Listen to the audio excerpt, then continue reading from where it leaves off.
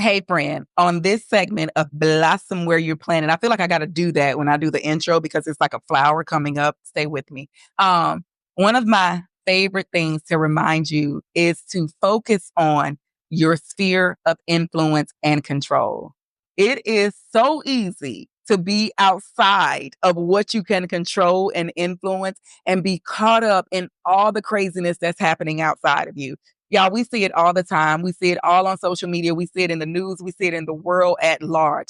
Now, let me preface this by saying I am not saying ignore the realities of life. I'm not saying ignore the realities of things that you're dealing with. I am not saying be oblivious to what's going on in the outside world. What I am saying is focus more of your energy, your focus, and your attention on what's in your sphere of influence and control. And how do you do that? You do that by saying, what can I directly do in this situation? What influence do I have to make a change, to evoke change? What can I control in this situation?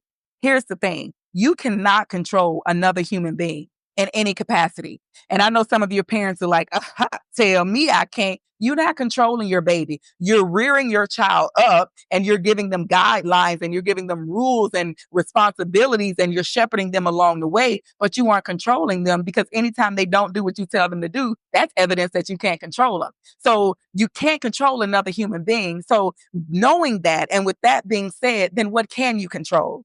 You can always control your mind.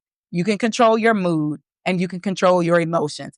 It may take work to come out of a high stressful state. It may take work to down regulate from a high emotional state if someone has upset you, frustrated you, or you're dealing with high levels of anxiety. But you can control it by doing things what's in your power. You're breathing, really seeking for solutions, calling somebody, talking through situations. If you need to go see therapy, if you need to go outside, if you need to take a nice bath or a shower, if you need to shut down for the day, that's what you can control. You can't control someone saying something stupid. It happens often. You can't control someone saying something disrespectful. You can't control people just doing what people do, but you can control how you feel about it by taking a moment to really be mindful of your thoughts. And as I mentioned in a previous video, if you didn't watch it, go back and look.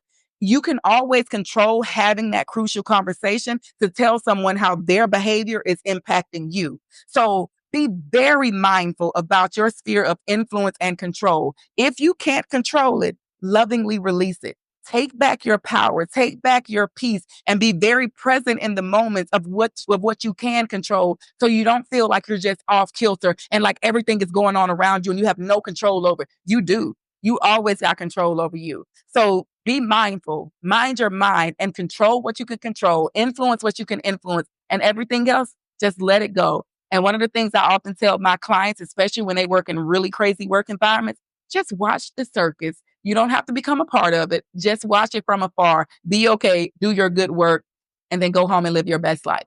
You got this.